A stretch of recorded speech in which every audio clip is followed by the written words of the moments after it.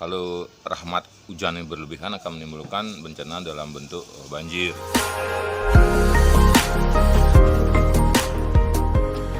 Cuaca ekstrim seperti sekarang kan La Nina ya, musim hujan yang berkepanjangan memang secara langsung ada pengaruhnya kepada petani, baik positif dan negatifnya. Kalau positifnya, jadi kita bisa bertanam lebih luas di sawah maupun di tegalan yang selama ini menunggu air bisa bertanam, sehingga luas tanam kita akan meningkat. Tapi di sisi lain tentunya kalau rahmat hujan yang berlebihan akan menimbulkan bencana dalam bentuk banjir.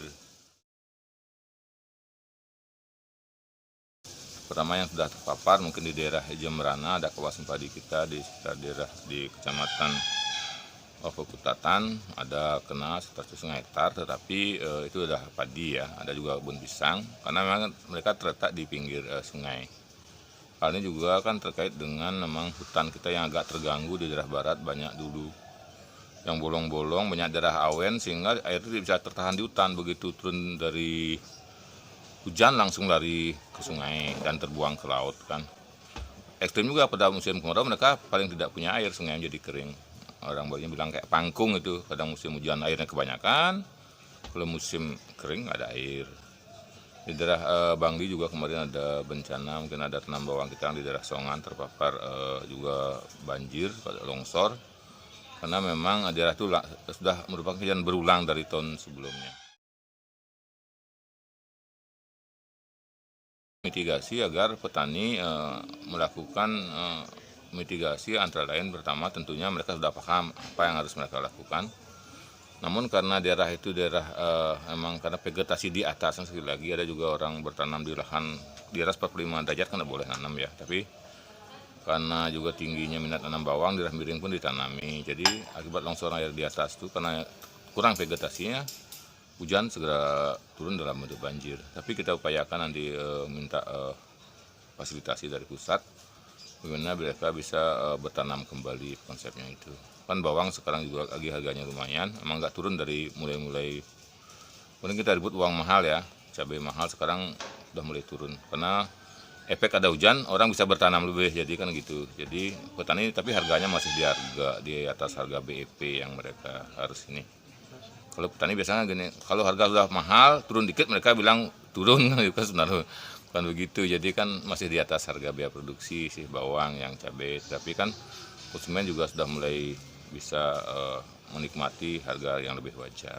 Di antara positif negatifnya yang mana yang paling yang lebih banyak dampak yang terhadap petani? Saya kira tidak begitu besar ya, karena penanam lain kan dari di Bangli itu kena 3,5. Kita tidak berharap ya. Di Bangli itu rata penanam bawang itu sekitar 1.000 hektar lebih. Mungkin kalau 3 hektar kan 0,3% ya. Standar kita kan boleh ada gangguan baik OPT maupun hujan, banjir maupun kering itu adalah 5% maksimum.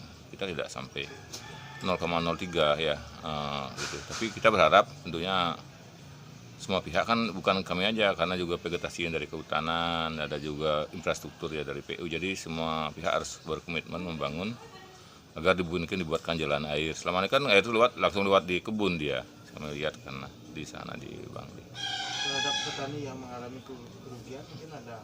Ya kita kan harus data dulu berapa sih luasannya, berapa kerugiannya dia gitu. Jadi data setelah itu kita rekap, mungkin kita akan ajukan fasilitasinya ke pusat untuk minta mungkin bantuan apa yang bisa mereka lakukan, atau ada alokasi pengembangan kawasan tambahan mungkin dari pusat. Jenis apa sih yang paling dirugikan dalam kondisi ini Pak? Yang kemarin di sana bawang. Bawang paling rugi. Ya kalau bawang kan mereka cukup banyak biayanya. Per hektar itu biaya produksi itu kan sekitar 75 juta sampai 100 ya. Jadi kan mereka terasa kalau nanam bawang itu, tapi keuntungan juga banyak juga gitu. Tapi berharap kita sih nanti ada fasilitasi sehingga mereka bisa bertanam kembali. Kalau membagi kerugian kan nggak bisa ya. Mereka juga kedepannya udah tahu bahwa daerah itu adalah langganan memang tersapu. Gimana caranya membuat saluran air yang lebih ada. Air juga harus dikasih lewat gitu loh, jangan semua ditanami. Gitu. Edukasi terkait dengan mitigasi ini kan? Kita sudah sampaikan sebelum, tapi kan sekarang iklim ini kan sama kayak Jawa Tengah, orang kan tumben ada hujan yang berlebih, ini kan benar-benar ekstrim iklimnya. Karena iklim global kan juga berubah total, di Sulawesi kering, nanti ada juga yang basah, kayak Jawa Bali kan basah sekali. Jadi kita lakukan mitigasi dalam keadaan data 5 tahun terakhir, tapi kan sekarang sangat ekstrim. Hujan badai dan pasar pun hujannya kan sering Udah nggak banjir, tiba-tiba ada banjir seperti itu. Jadi ya kita harus juga, di samping kita berupaya, kita juga harus memaklumi lah situasi seperti itu gitu. Mungkin himbauan kepada para petani Pak di tengah kondisi seperti ini. Mereka harus lebih cerdas, artinya menanam sesuatu itu jangan langsung semua, jadi ada mitigasinya. Samping itu buat sistem pengelolaannya jangan lurus terhadap arah erosi, tapi mereka harus vertikal sehingga air itu bisa lebih lambat, tidak langsung hanyut. Jadi kita upayakan nanti minta fasilitasi dari pusat, bagaimana mereka bisa bertanam kembali konsepnya itu. Kan bawang sekarang juga lagi harganya lumayan, emang nggak turun dari mulai kemudian kita ribut uang mahal ya, cabai mahal sekarang udah mulai turun karena efek ada hujan, orang bisa bertanam lebih, jadi kan gitu. Jadi petani tapi harganya masih di atas harga BEP yang mereka harus ini. Kalau petani biasanya gini, kalau harga sudah mahal turun dikit mereka bilang turun, kan sebenarnya bukan begitu. Jadi kan masih di atas harga biaya produksi sih bawang yang cabai, tapi kan konsumen juga sudah mulai bisa menikmati harga yang lebih wajar.